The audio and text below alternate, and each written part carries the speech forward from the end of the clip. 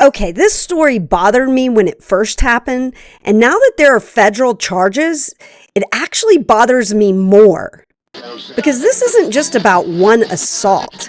This is about First Amendment rights colliding with each other. Take a look.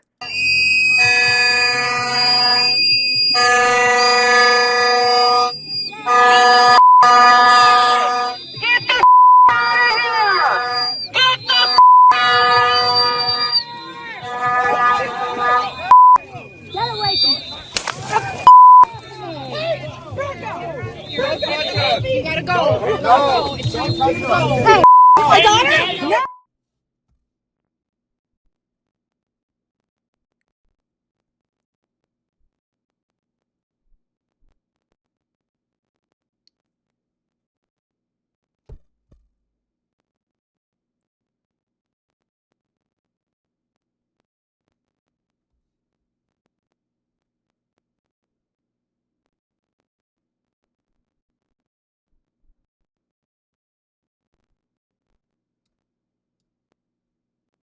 How can anyone even think with all of those whistles? I have no idea.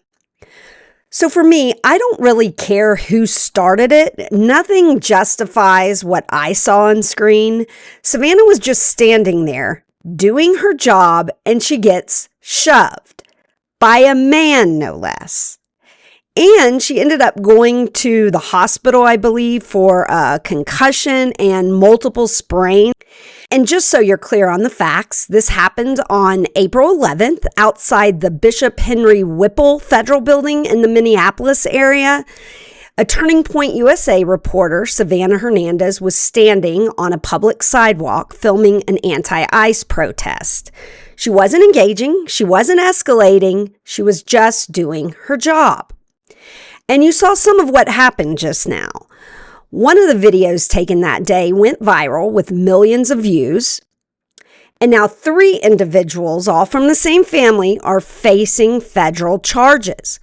And one, the man you saw pushing her here in the blue shirt, is also facing local charges as well. I really do hope that we see justice served and we see this case through, because left-wing violence has been a huge issue in this country for a long time. I'm not the first journalist this has happened to. I'm hopefully going to be the last. But, this sets a very strong precedent and sends a very strong message to the left wing that under this FBI, they're not going to be able to attack people anymore. And that in itself, to me, means a lot.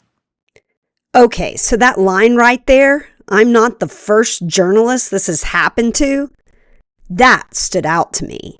And I looked into it a little. There have been other cases like this. People like Andy Ngo, Nick Sorter, Katie Davis Court, Jonathan Cho. And honestly, there are probably others most people have not even heard about. And I want to be clear. I don't care what side you're on. If someone is physically going after a journalist for doing their job, that should bother you. Because once that line gets crossed, you're not just arguing anymore. You're trying to shut people up.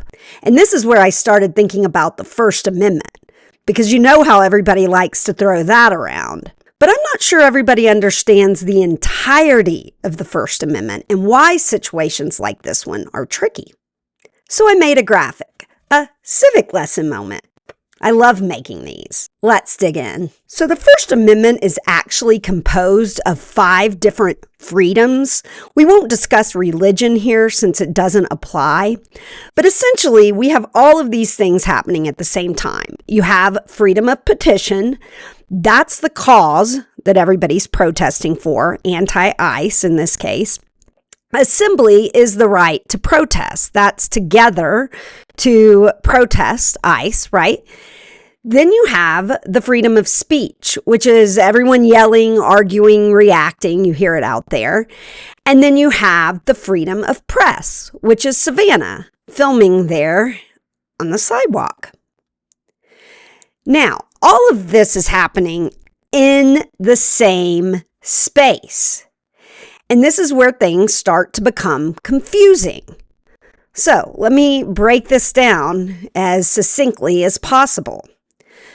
Because your right to protest doesn't cancel someone else's right to document you. And your right to speak does not include the right to intimidate or shove someone.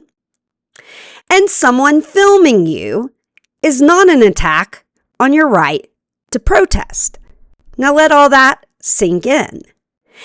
And honestly, this was some of what was happening in the Don Lemon case a few months ago back in Minneapolis at the church. It's not that his First Amendment rights as a journalist were not protected. There were some other things going on there. But there was also another portion of the First Amendment that was being brought into it. And that was the freedom of religion to gather in a place of worship. And I say all of that because the First Amendment can be confusing if you don't realize that there are 5 parts to it. I want to switch gears here and focus on the family being charged because I want their voice to be included here as well. So let's take a look at what they had to say. I found it interesting and actually upsetting. It's important to get the truth out there. Well, I mean, even the video you show, it's not the start of the whole day or the whole incident of what happened. It's just one account, and there are videos out there that show a lot more than what you just showed on your show here.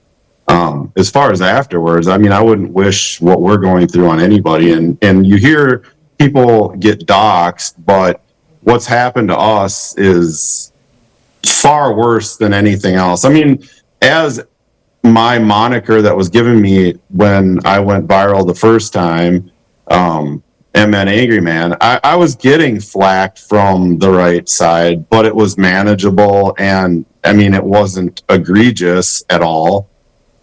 But now it's nothing but death threats to come to our house and burn our house down, raping my wife and my daughter. It's hate. Like, I don't understand that part of this, you know. Let the legal aspects take its course. Why is it that public opinion has taken over this whole thing? And okay, I hear that. They're saying it's not the full story, that there are more videos, more context. But I did watch the 25 minutes leading up to Savanah's attack. And all I saw was that she was interviewing other people and that they were asking her questions. I didn't see anything else going on that would indicate there was another angle here. But that's just me. I certainly haven't seen any other videos from this man. But I did want to clarify that. For me, in this environment, I think this family should have known this was going to happen the moment they engaged. We're in the age of social media. Don't act like this, you know? That would have made this whole situation a non-starter, right? But this did happen, and I want to comment on it because any type of doxing is not okay. And this man, he is talking about family members who weren't even there getting brought into this, being doxxed. And that's just not okay at all. And honestly, that's exactly why some of the ICE agents out there want to wear masks. It's because of this doxing. I would think these protesters, especially after this incident, would understand that. You don't get to assault someone just because you don't agree with them. And you don't get to destroy other people's lives after the fact either. If we can't get in line with both of those things, then none of these rights under the First Amendment even matter. I hope you enjoyed the video. Please like, comment, and subscribe. This is a new channel and it will really help me grow. Also, I would love your thoughts in the comments on what happened and doxing. This is the Bleeding Heart MAGA signing off.